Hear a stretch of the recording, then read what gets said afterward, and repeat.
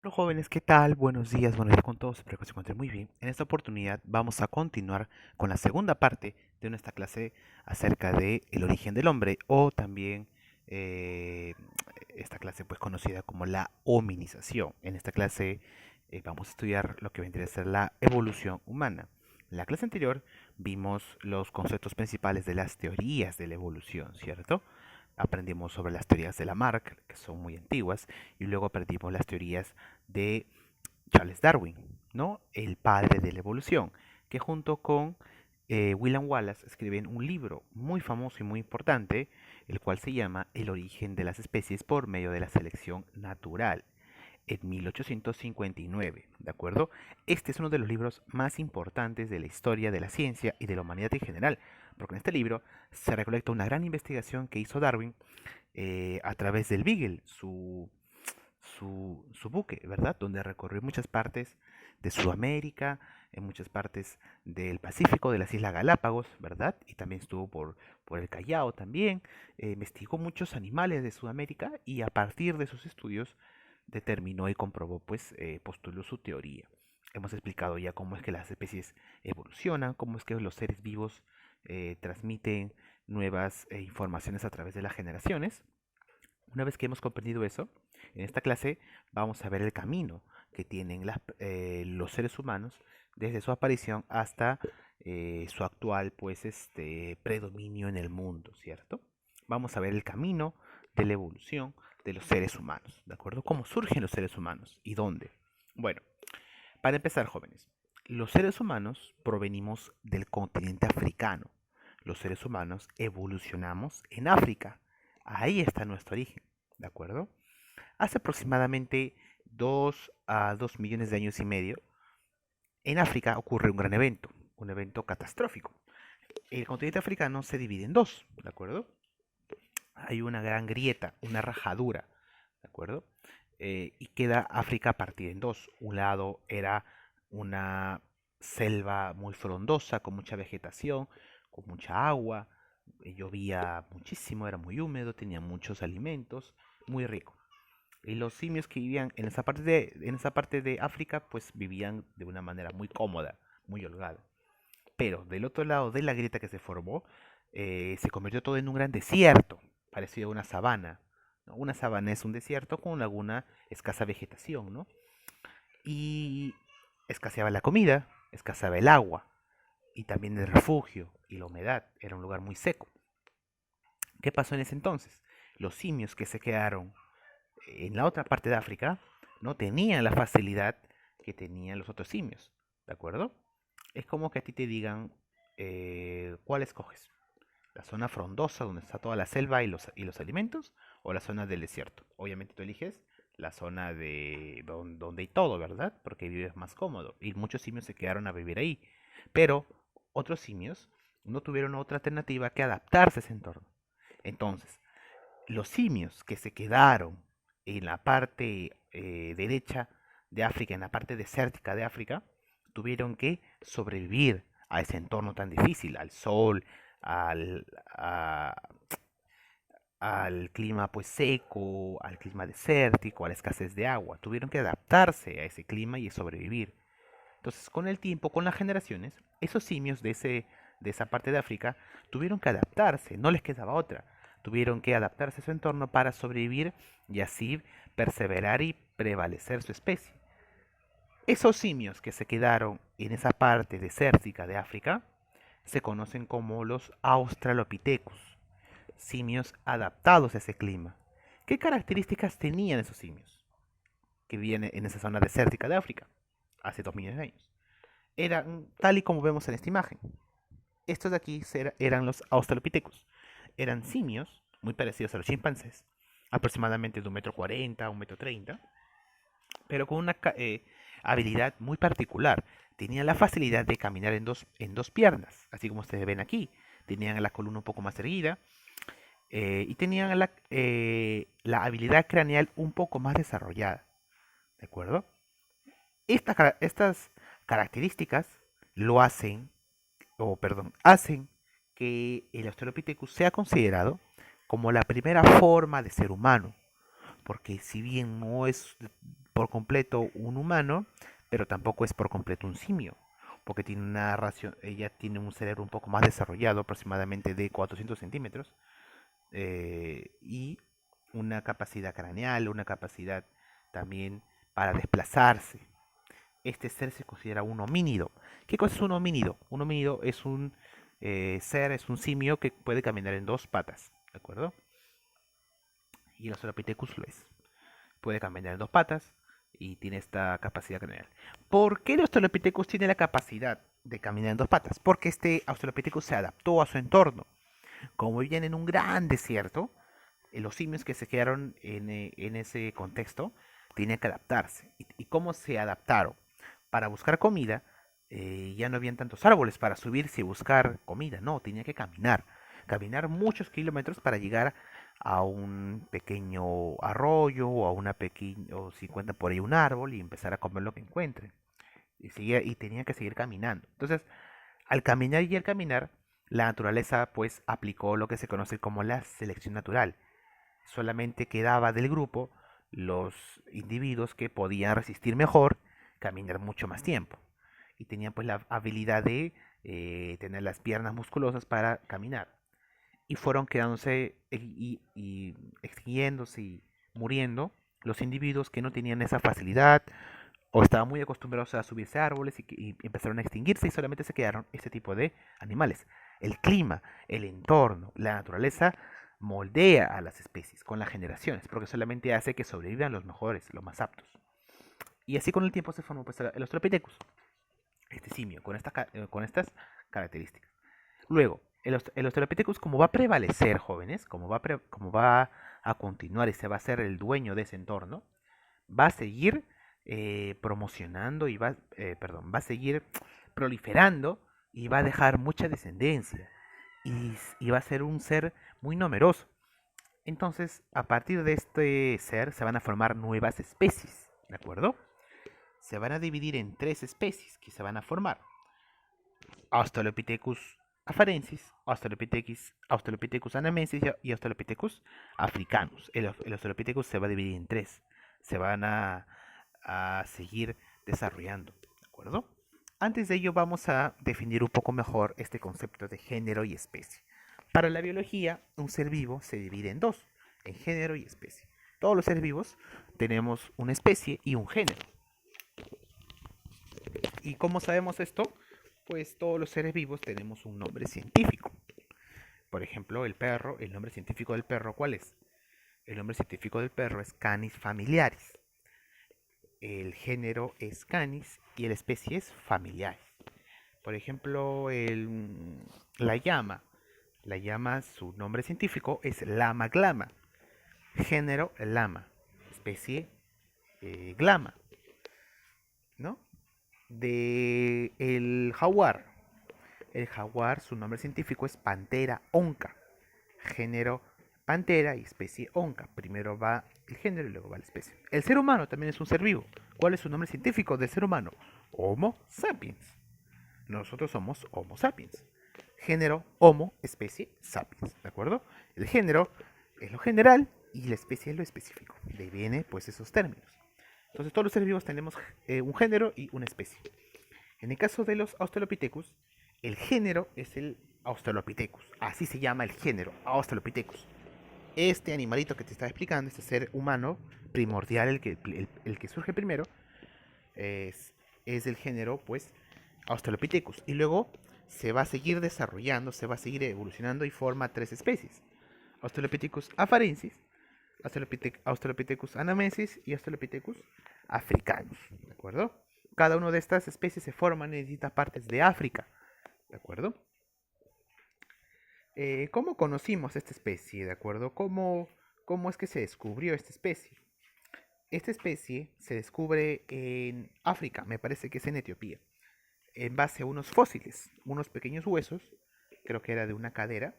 Se encuentra un individuo femenino que vivió hace 2 millones de años y le pusieron pues a ese esqueleto, a ese individuo le pusieron el nombre de Lucy. Aquí vemos una reconstrucción de este fósil que pudo haber lucido de esta manera. Lucy se considera como la primera vamos a decirlo, mujer, porque es una forma de ser humano más antiguo y más primordial que se ha descubierto.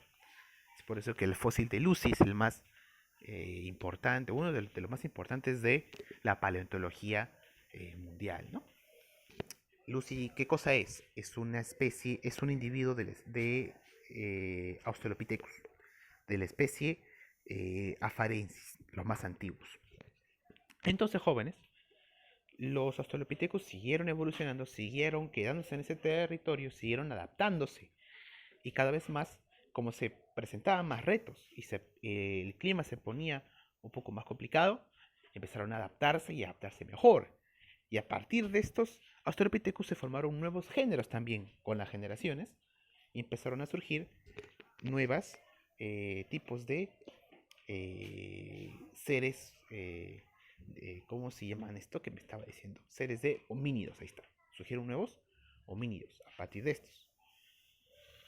¿No? Aquí vemos un cuadro de los Australopithecus afarenses anamenses africanos. Tenían características entre simio y ser humano, ¿no? Porque tenían una capacidad craneal más importante, tenía este lazo de manada también, tenía esta conciencia de la manada y podía caminar en dos patas, ¿verdad? Luego, estas especies de Australopithecus proliferan mucho, se adaptan muy bien y luego se forman otro género que desciende de los Australopithecus, que es el género Homo. Surge el género Homo, ¿de acuerdo? ¿Cuáles son los ancestros del género Homo? ¿Surge de la nada? No, surge a partir de los Australopithecus. Se van desarrollando mejor, van evolucionando. Y surge el género Homo. El género Homo se divide en muchas especies. La más antigua es la especie de Homo habilis. Luego sigue el Homo erectus, luego se evoluciona el Homo neanderthalensis y luego llegamos al Homo sapiens, que somos nosotros.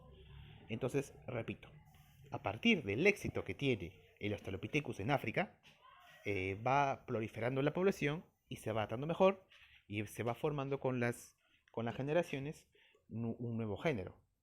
Este género que surge es el género Homo, ¿de acuerdo? Que es nuestro género, ¿de acuerdo? El género Homo. La primera especie de género Homo es el Homo habilis, una de las más antiguas. Luego se desarrolla el Homo erectus, luego el Homo neanderthalensis y finalmente el Homo sapiens, ¿de acuerdo? Vamos en orden. El más antiguo del género Homo es el Homo habilis. El Homo habilis tiene una característica muy importante. Es uno de los primeros seres humanos, seres de homínidos, en fabricar herramientas e instrumentos de piedra. Lo hace de una manera muy buena. Por eso que viene de ahí el nombre, ¿no? Homo habilis. ¿Qué significa Homo habilis? Hombre hábil. Aquí pueden ver ustedes una recreación. Ustedes pueden ver que es tipo de Australopithecus, se parece un poco, ¿verdad? Pero ya tiene características más de ser humano, ¿verdad? Tiene una columna un poco más adaptada al caminar bípedo, caminar en dos patas, el cráneo un poco más desarrollado y sobre todo la capacidad de caminar, perdón, la capacidad de fabricar herramientas. Debido pues a su crecimiento craneal tiene mejor habilidad para fabricar herramientas para utilizarlas a su provecho. Luego aparece otra especie, que es el Homo erectus, ¿de acuerdo? El Homo erectus tiene tres características muy importantes, que son lo que tú debes recordarte cada vez que hablamos de los Homo erectus. El Homo erectus tiene tres cosas muy importantes. Primero, el Homo erectus es el primer ser homínido que ya está totalmente adaptado a caminar en dos patas. Su columna ya es como una columna moderna. Es una columna que está adaptada a estar erguida. Por eso que se llama Homo erectus. ¿De acuerdo? Que significa hombre erguido, que tiene la espalda recta. Debido pues a su adaptación para caminar en dos patas. Este Homo erectus puede cazar mejor, puede correr mejor por la anatomía que tiene pues su columna. Eso es como número uno. Como número dos, el Homo erectus es el primer ser homínido que sale de África, que migra, se va a Asia, se va al Medio Oriente, ya sale del continente africano, sale de nuestro hogar. Entonces, como tiene esa capacidad perfecta para caminar largas distancias por su columna, migra y sale de África y se va a Asia y al Medio Oriente. Y tercera característica muy importante, el Homo erectus, como ustedes pueden ver aquí en la imagen, es el primer homínido en domesticar y dominar el fuego. Y esto no solamente le sirve, pues el fuego no solamente le sirve para cocinar sus alimentos, sino también para darse calor a través de fogatas y a espantar y ahuyentar a algunos depredadores. Esto hace que sobrevivan mucho más tiempo, ¿de acuerdo? Lo importante del fuego es de la alimentación. Ellos, antes de descubrir el fuego, tenían que verse obligados a comer la carne cruda.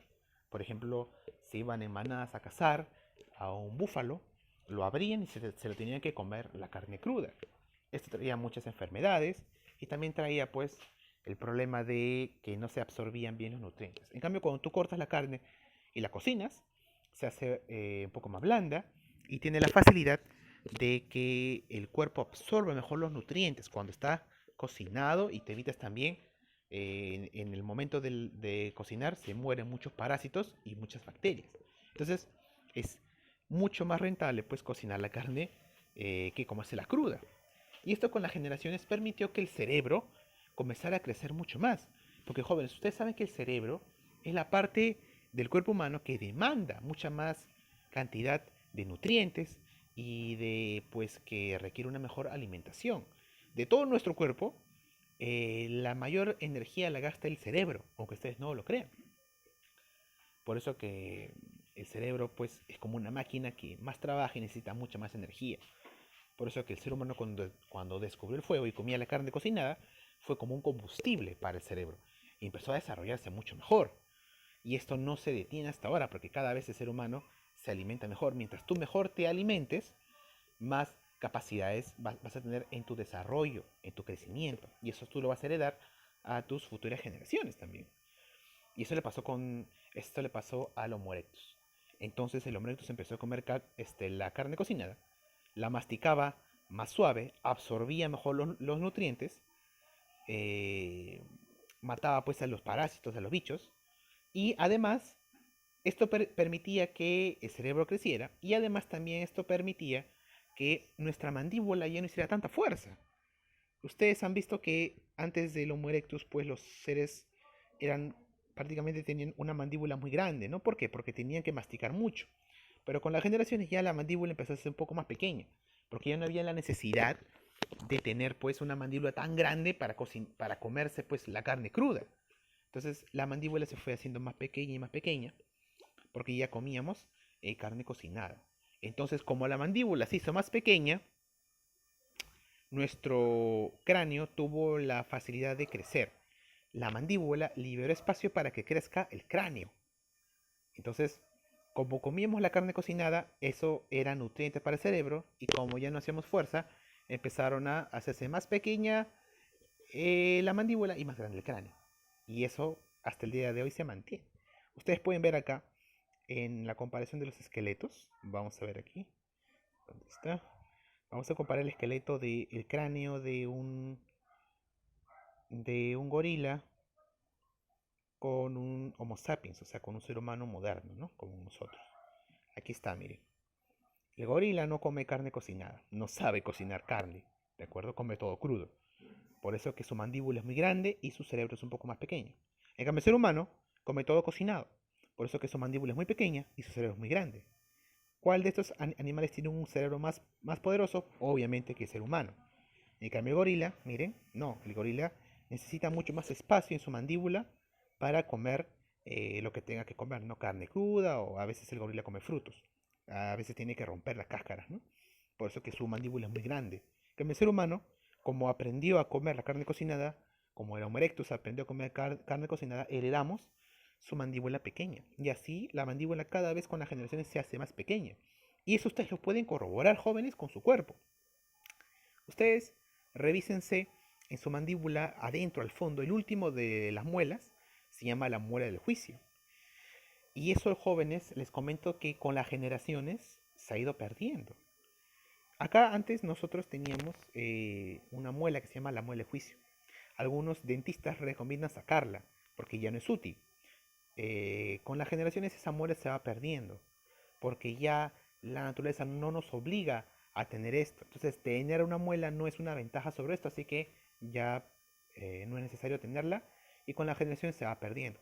Hace miles de años la gente tenía la muela de juicio y hace millones de años la mandíbula y la muela eran mucho más grandes. ¿Te das cuenta? O sea, con las generaciones ya se va perdiendo los dientes y se va haciendo más pequeño y más pequeño. De aquí a un millón de años, de repente el ser humano va a tener una mandíbula bien chiquita y el cerebro más grande. quién sabe, ¿no? Es por la evolución, es así como ha ido funcionando. Imagínense, todos esos cambios en el cuerpo que se dio solamente a partir de comer la carne cocinada, ¿no? ¿Quién fue el que hizo esto? El Homo erectus. ¿Por qué? Porque el Homo erectus descubrió y manipuló qué cosa? El fuego, ¿verdad? Y migró, se fue de África. Y a partir de que se fue de África, empezaron a surgir nuevas especies también, como el Homo antecesor en Europa. El Homo antecesor es el descendiente del Homo erectus que llega a Europa. Y luego el Homo antecesor se adapta y evoluciona en muchas otras especies. Y en Europa surge, a partir del Homo antecesor, el Homo neanderthalensis, que es prácticamente un hombre moderno, tiene la misma capacidad craneal, tiene las mismas características, todo es como un hombre moderno, solamente que tiene algunas diferencias. La diferencia más importante o la característica más importante del Homo neanderthalensis es que este ser está adaptado perfectamente al frío glacial de Europa. En esta época que el Homo neanderthalensis se desarrolla en Europa, Europa se encuentra pues cubierta por los grandes casquetes polares. Nos encontramos en la era de hielo. Y este Homo neanderthalensis está totalmente adaptado al frío glacial. Entonces, como está adaptado al frío glacial, encontramos ciertas características en el Homo neanderthalensis, como cuáles la caja torácica es mucho más ancha, le permite acumular mucho más músculo y mucha más grasa. Al tener mucho más músculo y mucho más grasa, hace que el frío se resista de una manera mucho más óptima. No solamente que tiene la caja torácica, sino que todo su esqueleto del Homo neanderthalensis es mucho más grueso. Aquí podemos ver mejor. ¿Dónde está? Aquí miren. Este es un esqueleto de un Homo neanderthalensis. Ven que sus huesos son mucho más gruesos. Aquí vemos una comparación. El de la derecha es un Homo sapiens, un hombre moderno. Y el de la izquierda es un Homo neanderthalensis. Ustedes pueden ver aquí que su cráneo es mucho más grande, mucho más grueso. La frente un poco más pequeña. Esta forma del cuerpo, ¿por qué? ¿Por qué se da esta forma? Porque esta forma es una adaptación al frío glacial de Europa. Tenía el cráneo mucho más grueso. Tú le tirabas de repente una piedra en la cabeza a un neandertal y el neandertal podía resistirlo porque tiene el cráneo mucho más grueso. ¿Por qué? Para calentar mejor y que el cerebro esté pues caliente. Y también los huesos, se circulaba mucho mejor la sangre. El cuerpo era más corto. Un Homo neanderthalensis no medía más de 1,50 m, 60. La mujer medía 1,50 m y el hombre 1,60 m. Y eran muy anchos, muy anchos. La caja torácica muy ancha. ¿Por qué? Porque este cuerpo resistía muy bien el frío. Y también el exterior, la piel era clara, tenía el cabello castaño o hasta rubio, los ojos claros, porque esa forma, esa pigmentación en la piel hace que se resista mucho mejor el frío glacial. Aquí vemos una comparación entre un hombre moderno y un neandertal. Claro, en esta época el hombre moderno no era tan alto, era un poquito más bajo, ¿no? Pero en lo demás sí está correcto, ¿no? El hombre de Neandertal era muy ancho, tenía los huesos un poco más gruesos, la caja torácica, el tórax, el pecho mucho más ancho, parecía un gladiador, ¿verdad?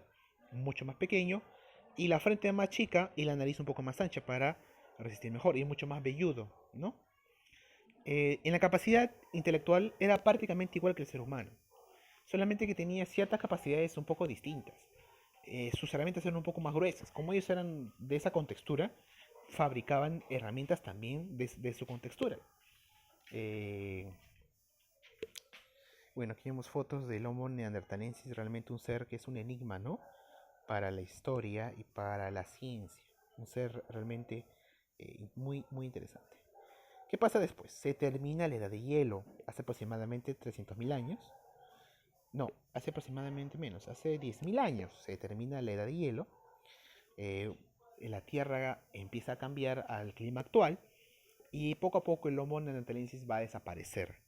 ¿Por qué? Porque su clima se va a empezar a calentar. Entonces, como ellos estaban adaptados al frío y la Tierra se empezó a calentar hace 10.000 años, empezaron ellos también a extinguirse, junto con toda la megafauna, con los mamuts, con los tigres dientes de sable, con los esmilodontes, con los megaterios, con los osos cavernarios, con los alces y los renos y todos estos animales de la megafauna se extinguen. Y también el Neandertal, porque el Neandertal comía esos animales, esa era su dieta. Y también porque al mismo tiempo el Homo sapiens ya empieza a llegar a muchas más partes del mundo. Ya empieza a llegar a Asia, a, al Medio Oriente y a Europa. Y en Europa se encuentra con el Neandertal. Y poco a poco el Sapiens empieza a ganarle terreno al Neandertal. Muchas veces se enfrentaban tribus de Sapiens con tribus de Neandertales. Y ahí había una ventaja de los Sapiens, porque los Sapiens se adaptaban mucho mejor, eran un poco más hábiles. El Homo sapiens, el hombre moderno, o sea, nosotros, cuando digo Homo sapiens nos referimos a nosotros, nuestra especie es el Homo sapiens, es el hombre moderno. Llegamos a Europa y nos encontramos pues con el Neandertal y empezaban a haber guerras pues y peleas y batallas épicas, ¿no? Empezaban a golpearse, a matarse entre ellos, ¿no? Pero ahí había, como les decía, una ventaja del Sapiens, porque el Sapiens tenía ciertas características y ciertas técnicas mejores. Mientras que el Neandertal, cuando te atacaba de cuerpo a cuerpo, el Sapiens podía atacarte de lejos con una lanza. Porque en una batalla de cuerpo a cuerpo, una mujer de 15 años puede vencer a un hombre Sapiens de 25 años. Porque en Neandertal su cuerpo es mucho más ancho, es como un luchador, ¿verdad? Es mucho más grueso. En cambio el Sapiens es un poco más delgado. Y en esa época pues veníamos de África, teníamos la contextura como de un atleta, ¿no? Aquí como ustedes ven aquí como una tribu africana. Las tribus africanas actuales son muy parecidas a los seres humanos más antiguos. Así éramos en nuestros orígenes, hace 10.000 años. Poco a poco ya nos fuimos adaptando a los climas y ya somos los seres como somos ahora, ¿no? Pero en esta época todos los seres humanos éramos así. Y nos encontramos con el Neandertal, ¿no? Y hubo esa pelea por el territorio y esa lucha tecnológica, también en la tecnología de esa época, ¿no? En las lanzas, en los cuchillos.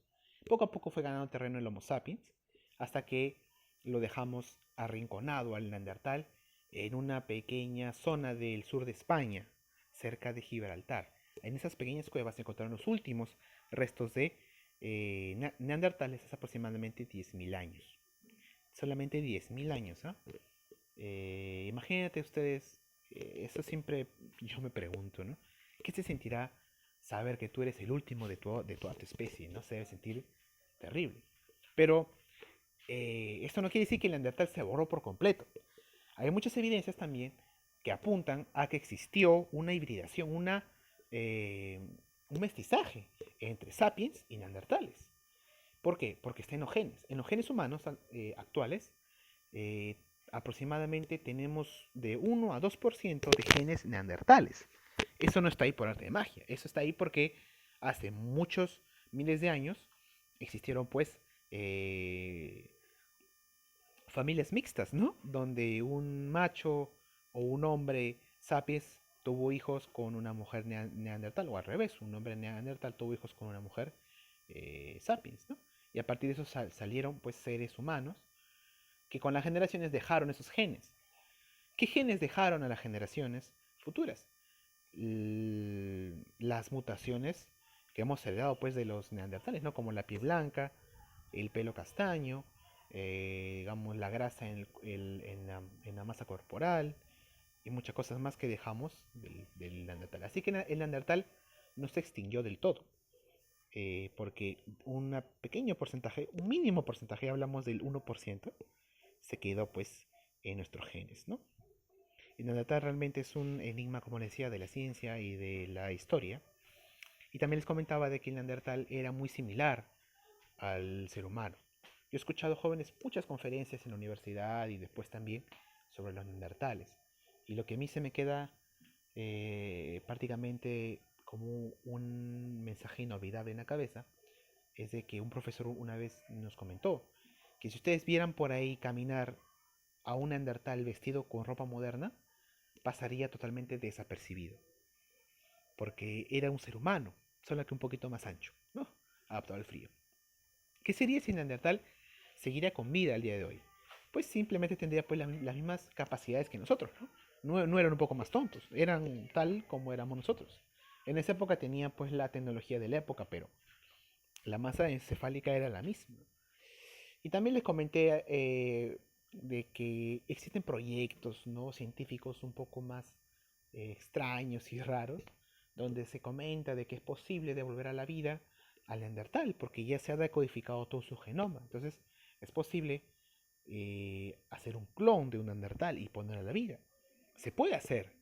No hay nada que, no, que lo impida hacerlo en la ciencia, ¿no? Ya la ciencia está preparada para hacerlo, pero el problema es el problema ético, ¿no? Algunos científicos dicen, ¿para qué le vamos a traer la vida a un ser? Y igual es un, si traes a un ser neandertal a la época moderna, ahora, sería pues un peligro, un atropello, porque estarías haciendo un ser humano. Sería un ser humano, porque Neandertal era un ser humano, con todos derechos y con todo lo que nos corresponde también a nosotros. Entonces, sería jugar con una vida humana, cosa que es inadmisible. ¿Qué vida va a tener? ¿Qué tipo de sociedad, en qué tipo de sociedad va a vivir? Va a ser como un fenómeno. Si es un niño, ese niño va a sufrir, va a ser como un animal de un circo, va a ser visto como un único en su especie y va a tener problemas psicológicos y no es posible jugar con una vida así. Así que solamente por problemas éticos no se trae a la vida a un neandertal. Y además también, porque no solamente se trata de un ser humano, sino que también se trata de que ese ser humano está adaptado a un clima que ya no existe. Porque actualmente vivimos en una época muy calurosa y el clima en el que vivía este ser ya se desapareció, ya se extinguió. Este ser necesita pues los alimentos de su época, ¿no? Bisontes, prehistóricos, mamuts, ya no existen esos animales. ¿Qué va a comer? Se puede adaptar a la comida actual, pero igual es todo un problema. Bueno, en resumen, ya se, ya se decodificó el genoma del Neandertal, se puede clonar, pero así como los mamuts y como los tigres de dientes sale también se pueden clonar, pero lo que el problema son los problemas éticos. No, pero es un tema muy interesante que yo les recomiendo bastante que ustedes investiguen, que les prenda un poco esa curiosidad de investigar y de conocer mucho más, porque las clases no solamente es para que ustedes escuchen y ya, sino para que le prendan un poco, se prendan un poco del interés e investiguen un poco más, porque el Neandertal es realmente un ser muy, muy interesante y es un enigma para la ciencia, como ya les he comentado. Y finalmente, jóvenes, aparece luego eh, el Homo sapiens. El Homo sapiens ya es el ser humano moderno, que, que proviene de África. En un comienzo todos los seres Homo sapiens que salían de África tienen este aspecto, ¿no? Como las tribus africanas. Pero cuando llegaron a Asia, Europa, se empezaron a adaptar a ese entorno y empezaron a mutar un poco el color de piel, o a mutar un poco el cabello, y empezaron a formarse pues las etnias que hoy conocemos, ¿no? En Europa tienen la piel un poco más clara, en el Medio Oriente tienen un poco más de barba, en Asia tienen ya otro tipo de genes, entonces ya con el tiempo se fueron adaptando mejor a los climas. Pero entonces el Homo sapiens eh, se hace ya con todo el mundo aproximadamente hace 10.000 años. Hace 10.000 años el Homo sapiens es el único ser que queda en la Tierra. Se extingue el Neandertal, hace mucho tiempo también se había extinguido el Homo antecesor, el Homo erectus, todos se extinguen, porque también ellos fueron dejando, fueron también evolucionando a lo que somos ahora nosotros. Entonces del todo no se extinguieron, ¿no? Y solamente quedó pues el Homo sapiens.